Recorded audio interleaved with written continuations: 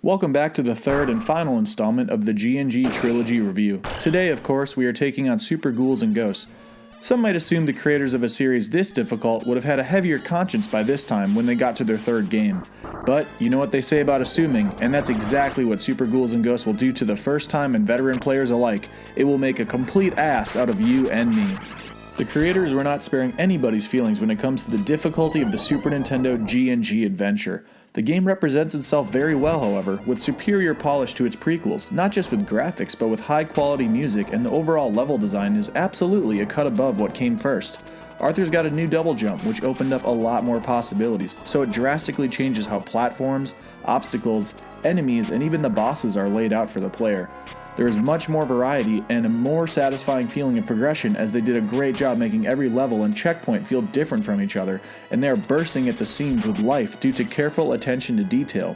This is shown with its vibrant different settings and numerous little touches that definitely put this game on a pedestal compared to its prequels, and in my opinion, the definitive peak of the trilogy.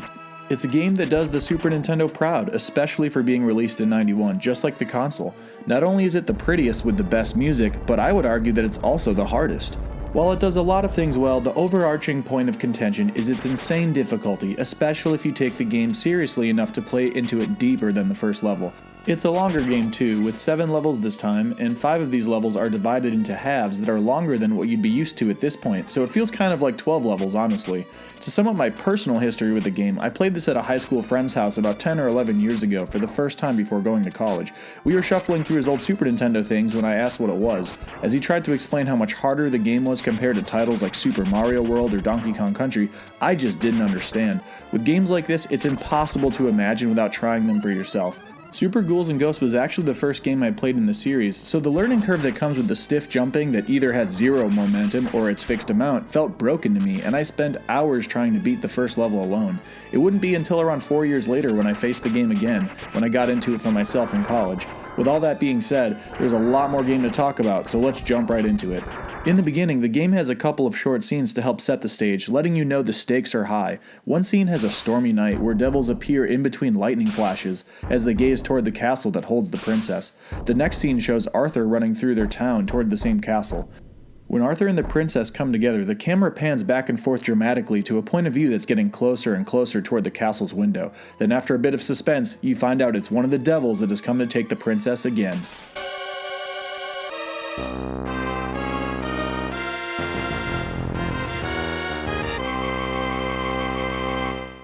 Then the game shows you its map in classic G&G fashion, and it's time for you to start in the graveyard. As you might have guessed, zombies rise up from the earth and out of floating coffins. The ground has some cool quaking effects, and the 16-bit rendition of the classic theme sounds amazing. There are some taller stones in your way that force the player to realize their double jumping ability, which is smart design. A couple of new enemies are jumping wolves or these flame skull guys that shoot out fire orbs. You need to jump to hit them in the head, which forces the player to put themselves in your most vulnerable position, in the air. As I stated earlier, you have no control over your character once you've left the ground.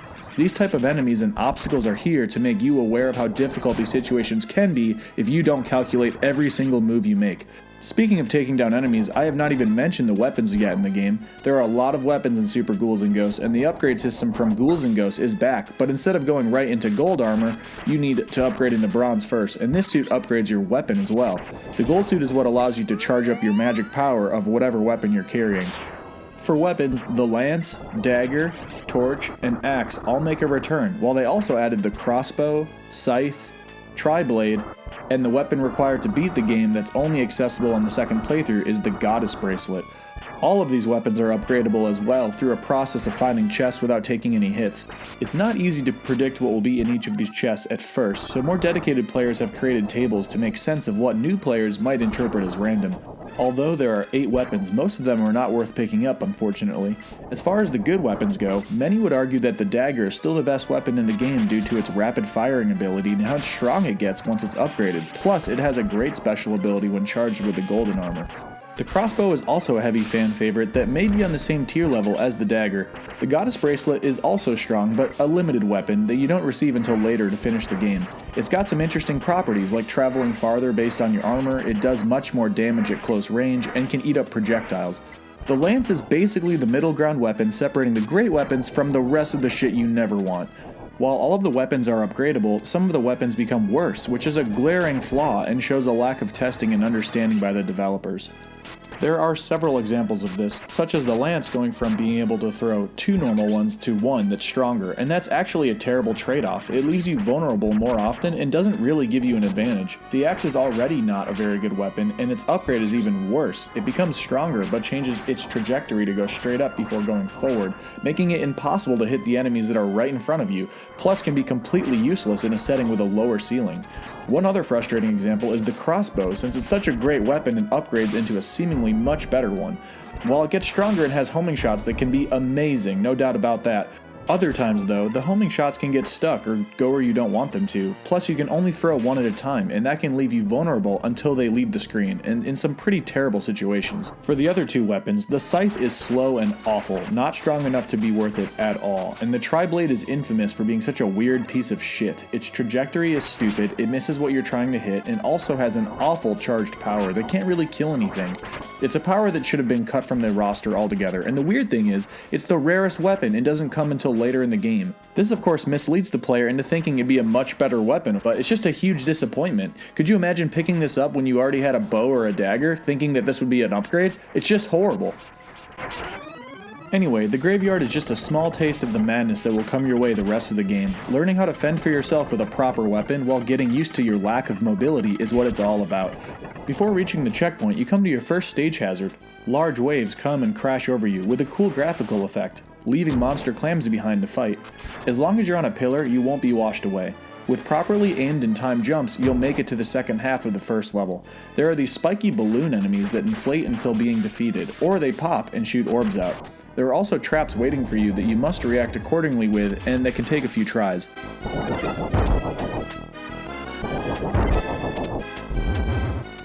Eventually, you'll reach the first boss, which isn't too bad. The Griffin looks cool. He can take flight, stretch his neck, or even spit out an egg that causes damage and hatches another enemy. For the most part, you can just hang out of reach, and as long as you have a decent weapon, you can keep pounding him in the face until the fight is over.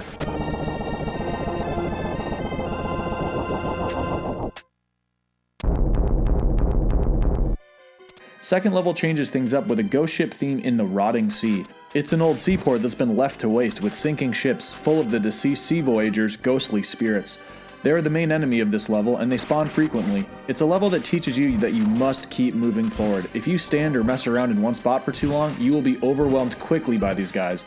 This threat is amplified by the swinging axes that can stop you in your tracks or on a ladder, depending on your timing. This is definitely not a level that you want to cross with a slow weapon. It's all about running and shotgunning a clear path for yourself. Eventually, you do make a run for the final jump of that section, and you reach your checkpoint. The raft section is one of the 2 auto-scrolling sections in the game. It starts out slow, so you can get a feeling for how navigation is changed while on the raft, but for the most part, aside from movements when you jump from one raft to another, the raft will always stay underneath to catch you.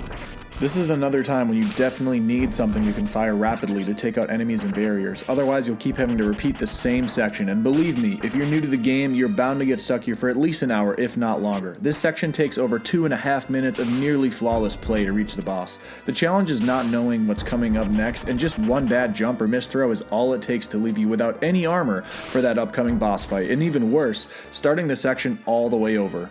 The boss here is an evil crustacean that bobs up and down, shooting out shells, and is capable of moving toward you as well. With the waves still moving you up and down, there's a lot to take into consideration in order to stay safe. You need to really seize your moments to hit it in the face as aggressively as you can, because this enemy has a fair amount of health and has somewhat of a random pace that can catch you off guard. If you stay focused and carefully use your double jump while being aggressive in between attacks, you will finally make it past this tedious section and onto the 3rd level.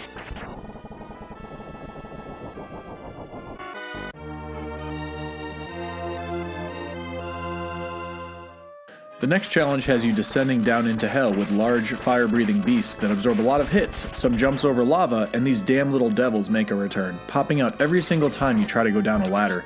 They're little opportunistic assholes that you can absolutely not ignore, otherwise they will be the end of you. Every time one pops out, you need to kill it before they make their move. It's extremely annoying to deal with these guys. If you take your time and deal with one enemy or obstacle at a time though, you'll make it to the bottom of this area, and then you have a little platforming section that can be pretty cheap.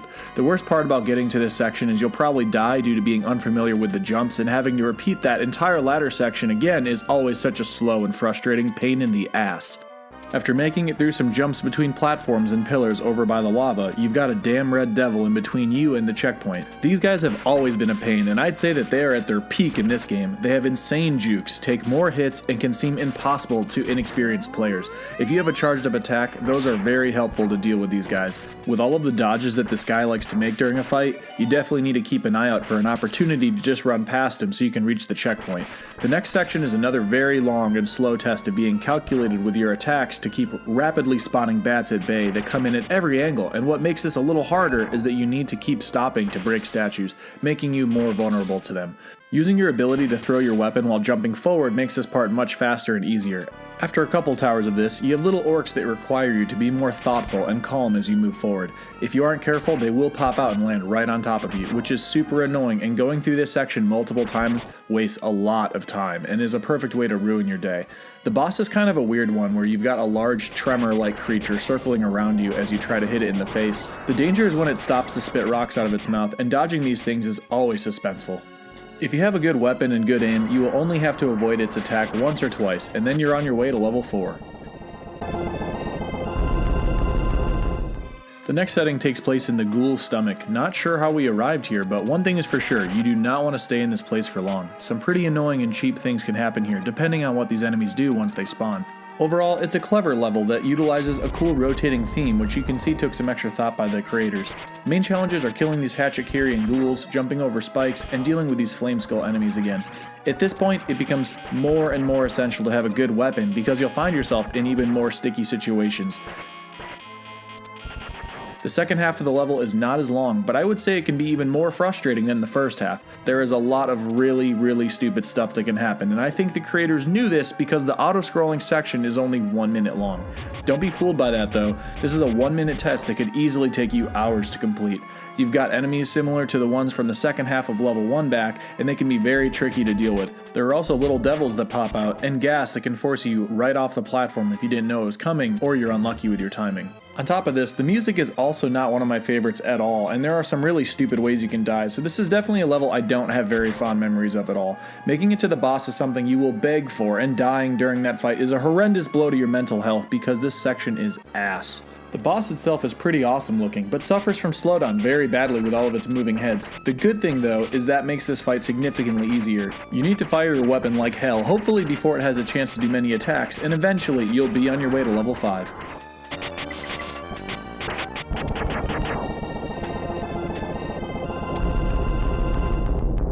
So after a graveyard, water, fire, and intestinal track, it's time to ascend up an icy mountain. Since everything is at an incline, the crossbow makes this section much easier. Ice beasts are back and act just like their fire-breathing cousins do. There are flower enemies that behave like the fire skull enemies did before. Sometimes you need to get really close to them and use well-timed double jumps to avoid their shots before finishing them off. This whole section is basically just taking out snow beasts, flower enemies, and jumping over spikes until you reach a cave where icy vines continuously shoot out of the frozen ground while these guys from Ghosts N Goblins make their first and only appearance in the adventure. All of the moving parts require you to be mindful of where you're standing at all times, and fortunately, slowdown comes into play again, and that makes this part much easier than it would be without it. It's a lame place to die since you're so close to the next checkpoint, and going to the bottom of the mountain again definitely sucks. Eventually, you reach another red devil, and the same strategy applies to last time. You can try to take him out, and the crossbow does a nice job keeping him at bay, if not totally defeating him, but don't hesitate to just run for it and try to get to the next checkpoint. The next section continues upward with some wolves that either run or jump towards you. The crossbow is still very useful to take out some more snow beasts and wolves, but there are some surprising moments such as where some enemies are put or the stage hazards of avalanches. As long as you are either above the snow or holding onto a ladder, this will get you past these. At the end of the long climb, you'll finally reach a boss that looks like he's ripped straight out of an RPG. Once again, the crossbow is extremely clutch here, while some other weapons would make this fight nearly impossible to win. The strategy is to keep landing hits from a distance, but always leave room to move back further for when his wings hurl toward you. If you don't leave this space, you can get hit every time like this. He also shoots an orb attack that surprisingly doesn't hurt you, it just freezes Arthur in place until you mash out. Overall, level 5 isn't that terrible, and if a player has enough determination to beat the levels before this, there's no way that this one should get in their way.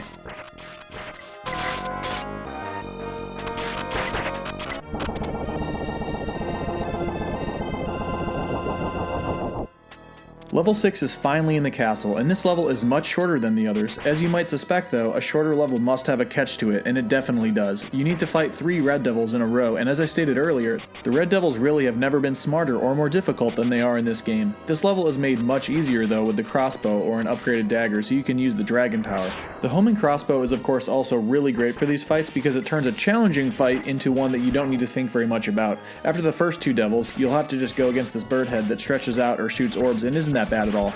Just one more devil to take down after this with the same strategies as before, and then you can reach the boss fight.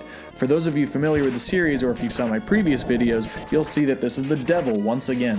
The crossbow makes this fight extremely easy since you can just hang out of reach and hit him over and over with very little risk. After abusing this strategy for a while, you'll be on your way to the final level of your adventure.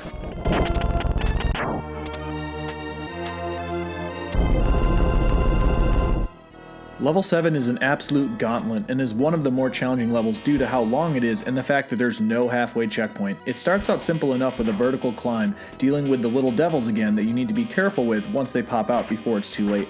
The bird heads on the wall don't shoot any projectiles but require several hits to defeat. They're honestly just there to slow you down and punish impatient players.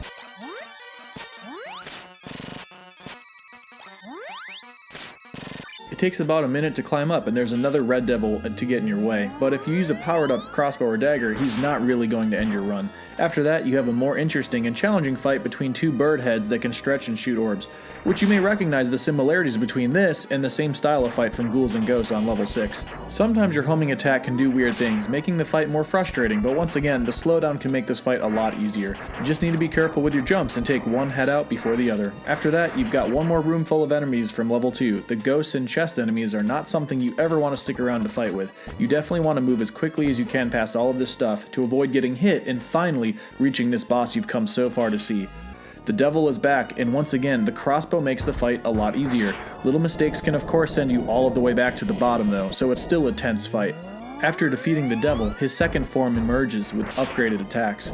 His laser is now a giant blast, and his fire cock has grown much longer and is even more dangerous. The crossbow is once again the weapon that makes this fight much easier, and if you stand at a distance without getting careless with your jumps, you'll eventually take him down. See, this is when most people might celebrate, but of course we know better. Despite being a much longer game than its prequels, Super Ghouls N Ghosts will send you all the way back to the beginning of an even harder version of the game with slightly faster enemies and faster bosses in search of the goddess bracelet weapon. They leave it very unclear of how to find this and make it sound like it's something you'll happen to run into in one of the levels, but it's actually hidden as your final upgraded weapon once you open around 5 or 6 chests in a row without taking any damage. Since you need to actually beat the game with the goddess bracelet, all of that ease that the crossbow gives you on the last level is completely thrown out of the window. Level 7 goes from a challenging level to one of the very hardest levels on the entire Super Nintendo system. Period. It's so difficult that it's an entire beast of its own. Years ago, while in college, I was still trying to beat this game for the first time, and round 2 level 7 literally took me 4 hours to beat. This was on the tail end of my phase of beating the hardest games around too, so really consider that this took me 4 hours even after the last couple years of experience beating Castlevania, all 3 Ninja Gaiden games, the original Ninja Turtles, the 6 Mega Man games even with challenge mode, Contra, Battletoads, and Ghosts N Goblins, but this level right here might be the overall worst thing I've ever had to do. It's almost not even worth mentioning the real boss at the end compared to what you need to go through here with the goddess bracelet. The time limit becomes a factor, you have to double jump just to hit him in the face, leaving you vulnerable to his attacks. And believe me, getting sent to the bottom of this castle over and over again is not a good way to spend a few hours.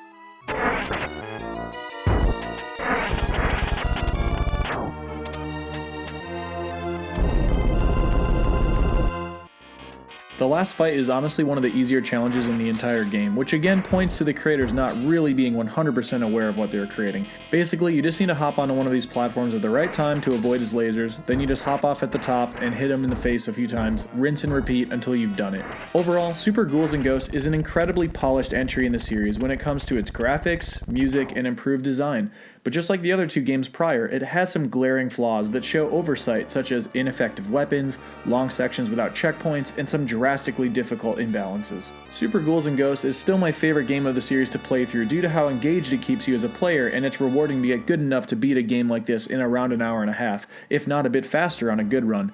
It would be held in much higher regard though if it could be an easier game to recommend just with a couple tweaks, such as removing the terrible weapons, one more checkpoint in each level, and maybe including a difficulty selection that allows your advanced armor to take 2 hits instead of just 1. This would make the upgrade system more fun and balanced and prevent the anxiety that comes with playing as a glass cannon. Anyway, after playing through all 3 G&G games from this era, I can safely say that I'm a big fan of what the games stand for and the unique challenges that each one of these cartridges hold inside. Thank you to the fans for sticking around for this episode. I do want to get more consistent with uploads. Work has just been a little challenging and the grind has held me down for a little bit. Plus I've been distracted by a couple huge games that I'd not played before, and that's where my weekends have been going. But I've got more videos coming, including more episodes of It's Expensive But Is It Good?, an update on the acrylic J-Rack shelf display, a video to attempt to help gamers strike a balance between collecting versus playing by following a few steps, a closer look at the Turok 2 demo, and eventually another NFR video since I recently just had a huge find that put me one big step closer to completing the set. I appreciate you all watching. I'd love to get this channel above 10,000 subs and to put at least 10 videos out a year or so to get more consistent. So thank you so much for all of your likes, comments to help me get there, and I really look forward to seeing you for the next review.